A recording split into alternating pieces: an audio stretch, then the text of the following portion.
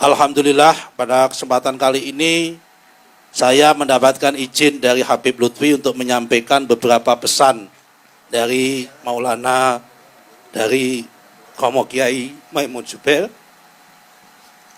Karena kebetulan satu hari sebelum beliau berangkat haji, kami dipanggil, entah ada apa, tiba-tiba Gus Kamil menelpon saya.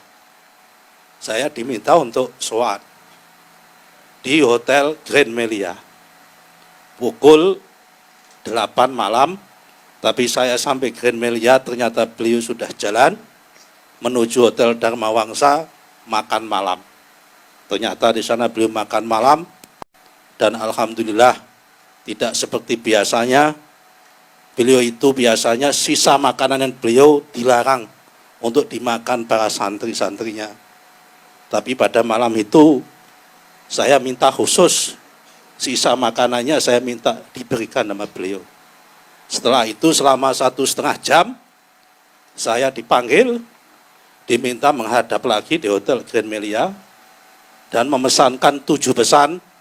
Tapi yang akan saya sampaikan pada malam hari ini hanya 2, karena yang 5 sifatnya masih, yang 2 sifatnya pribadi, yang 2 pesan kepada Pak Jokowi, dan yang 1 saya akan sampaikan nanti pada saat yang tepat. Pesan yang pertama beliau, sambil beliau juga saya melihat memegang tangan saya, dan beliau mengeluarkan air mata, saya tahu persis, waktu menyampaikan ini pesan khusus buat kita semua, aktivis Nahdlatul Ulama, aktivis NU di semua tingkatan, untuk tidak boleh dan tidak mau diadu domba dengan Ahlul Bait. Para aktivis Nahdlatul Ulama tidak boleh terpancing apapun dan bermusuhan dengan Ahlul Bait.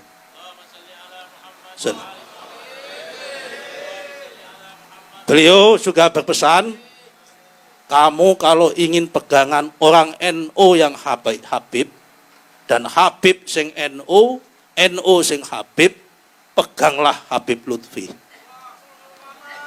Karena Habib Lutfi ini ulama Habib sing Jawa, tur wong Jawa sing paham Habib. Saya tidak tahu maknanya beliau, tetapi saya memaknai begitu beliau wafat, ini adalah tongkat estafeta bahwa imam kita kali ini, kalau ada pesan-pesan dari beliau, kita nanti larinya, kita tanya kepada Al-Mukarram Maulana Habib Lutfi. Jadi intinya yang pertama, kita tidak boleh diadu domba sama Habaib, sama NU. Ini persis, kalau saya flashback, mohon maaf, 1 minggu setelah saya terpilih menjadi ketua GP Ansor, mumpung masih ada beliau nanti bisa diklarifikasi. Saya dipanggil sama guru kita semua, Maulana Al-Habib Muhammad Lutfi bin Yahya ke Pekalongan. Saya sowan tengah malam seperti biasanya, dan pesannya mirip sama dengan pesannya Romo Kiai Haji Maimun Zubair. Bahwa langkah pertama, orang Habaib nanti akan diadu domba antara Habaib yang Ahlus Sunnah wal Jamaah dan mohon maaf dengan Habaib yang selama ini dicap Syi'i atau Syiah. Seminggu kemudian setelah Habib Lutfi menyampaikan itu, meledaklah kasus Yapi di Pasuruan. Meledaklah kasus peringatan Haul Sayyidatina Fatimatu Zahra di Bondowoso yang ditandingi oleh NU cabang Bondowoso, membuat Maulid Nabi di depannya. Yang itu waktu itu kami ketua Ansor bingung, diminta untuk menjaganya. Yang sini Habaib membuat haulnya Sayyidatina Fatimatu Zahra, yang sebelah sini membuat Maulid Nabi yang dibuat oleh kiai-kiai NU, karena di sini diisukan Syiah. Kami semua ketakutan, banser-banser Bondowoso tidak berani bergerak. Kami diperintahkan Habib Lutfi, akhirnya saya mengerahkan banser dari Jember untuk supaya tidak terjadi benturan antara Habib-Habib yang dituduh Syiah yang sedang melakukan haul Sayyidatuna Fatimah Zahra dengan kiai-kiai NU yang mengadakan tandingan berupa Maulid Nabi. Ini jangan sampai terulang dan terjadi lagi. Pesan yang kedua adalah sambil bercerita tentang Mbah Wahab, karena ini tak buka rahasia, yang pertama kali membuat reinkarnasi lagu Yalal Waton adalah Mbah Maimun Zubair. Tanggal 11 Agustus tahun 2011, kami dari PPGP Ansor kebetulan melaksanakan dan melakukan halakoh ulama muda di Tambak Beras Jombang, dan Mbah Maimun menjadi pembicara. Bila malam-malam seperti ini sekitar jam-jam 8, didampingi sama putranya beliau Gus Gofur, saya sama saya di atas panggung, beliau kembali menyanyikan lagu yang waktu itu masih asing di telinga kami, tapi menyentuh di hati, yaitu Yalal Waton, Hubbul Waton Minal Iman, Inhadu Ahlal Waton. Yang oleh anak-anak Ansor sekarang, yang nakal-nakal, sering diplesetkan, bukan Yalal Waton, tapi Yalal Waton, Hubbul Waton Minal Iman. Beliau pesan bahwa NU harus nasionalis. NU harus nasional dan Indonesia harus NU. Artinya apa? NU religius harus berbasis nasionalis dan Indonesia yang nasional ini berbasis religius dan itu religinya adalah NU. Kenapa NU harus nasionalis? Karena beliau mengatakan sambil mengutip tafsirnya Syed Muhammad Ramadan Buti pada malam hari itu, bahwa kebangkitan peradaban Islam akan muncul dari Indonesia. Sekali lagi, kebangkitan peradaban Islam akan muncul dan datang dari Indonesia. Sambil mengutip sebuah ayat yang sering dikutip oleh beliau dan itu tafsirnya Syed Muhammad Ramadan Al-Buti. Menurut beliau, bahwa peradaban Islam ini mengalami 7 fase dan nanti puncaknya adalah fasenya di Indonesia. Fase pertama adalah fase Muhammadun pada zaman Nabi Muhammad. Muhammadun Rasulullah. Yang kedua adalah fase sahabat 4, walladzina ma'ahu. Kata beliau. Fase ketiga adalah asyidda'u 'alal kufar. Itu adalah Bani Umayyah. Fase keempat adalah ruhama'u bainahum, itu adalah Bani Abbasiyah. Fase kelima adalah fase kaum sufi sama kaum intelektual pada masa itu, Ibnu Rus, Ibnu Sina dan sebagainya. Tarakum ruk'an sujjatan yabtaguna fadlan minallahi wa ridwana, itu fase itu. Fase keenam adalah fase Turki Utsmani. Kenapa pakai Turki Utsmani? Lewat apa? Lewat simahum fi wujuhim min asaris sujud. Karena Turki Utsmani itu hobinya membangun masjid, itu adalah min asaris sujud. Yang ketujuh adalah fase Indonesia, yaitu adalah Kazar in akhroja. Dengan kalimat Kazar in akhroja,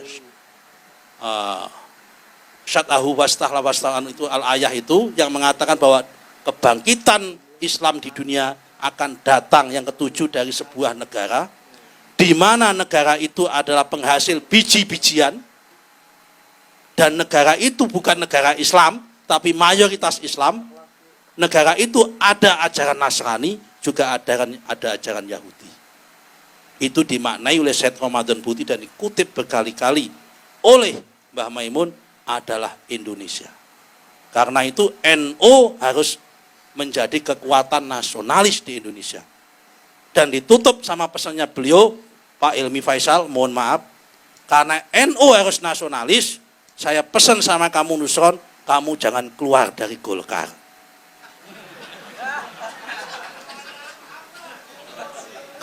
NU jangan semua di PKB. Orang-orang NU harus masuk ke partai-partai yang nasionalis, kata beliau. Perkara yang P3 itu fardu kifayah hukumnya. Biar saya saja, kata Mbah Maimun, yang P3. Ya kan? Biar saya saja yang P3, kata Mbah Maimun. Karena untuk P3 itu yang penting fardu kifayah. Tidak boleh mati P3 itu, tapi jangan sampai besar.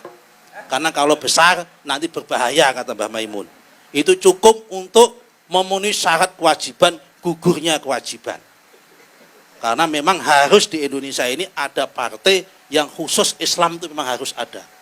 Tetapi Indonesia, kata Mbah Maimun, harus dipimpin dengan platformnya nasionalis. Ini kira-kira pesannya beliau yang kami sampaikan. Kita doakan semoga guru kita Habib Lutfi panjang umur, diangkat derajatnya oleh Allah Subhanahu wa taala. Dan kalau beliau diangkat derajatnya Allah Subhanahu wa taala, kita sebagai santrinya ngikut di belakang beliau. Kalau beliau ke surga, kita ikut surganya beliau. Kalau beliau dekat dengan Nabi Muhammad, kita ingin di samping beliau. Kalau beliau mendapatkan pahala dan tempat yang mulia di sisi Allah, kita ingin nempel di belakang beliau meskipun sempit, tidak apa-apa. Yang penting bersama beliau. Marilah kita sama-sama kita doakan semoga kita semua yang ditinggalkan oleh Mbah Maimun Zubair sanggup meneruskan. Terutama adalah peran pesan yang pertama tadi, jangan sampai kita semua terjebak dan diadu domba dengan para ahlul bait. Ahlul bait adalah NU, NU adalah ahlul bait. Adapun kalau ada ahlul bait yang belum senang sama NU, kewajiban kita untuk menasihati dan memberitahu supaya ahlul bait tersebut makin cinta dan makin sayang dengan Nahdlatul Ulama. Sebaliknya kalau ada orang Nahdlatul Ulama kok tidak suka dengan ahlul bait, saya yakin itu NU sing goblok, NU sing setengah-setengah. Karena kalau NU nggak suka dengan ahlul bait, saya jamin itu NU-nya belum 24 karat, tapi NU numpang untuk nyari jabatan yang model seperti itu. Karena NU adalah harus suka sama ahlul bait. Sesuai dengan hadis Nabi, taraktu fikum amraini lan tamasukum abada kitaballahi wa itrati. Ya kan, ada dua hadis, yang pertama kitaballahi wa sunnati, yang kedua adalah kitaballahi wa itrati. Dan dua-duanya adalah sahih menurut Mbah Kiai Maimun Zubair. Demikian yang bisa kami sampaikan. Kalau kita orang NU, penutup salamnya wallahul muwaffiq ila aqwamit thoriq. Kalau orang PDIP, penutup salamnya wabillahi taufik wal hidayah. Barang siapa dekat dengan Pak Taufik, insyaallah banyak hadiah. Assalamualaikum warahmatullahi wabarakatuh.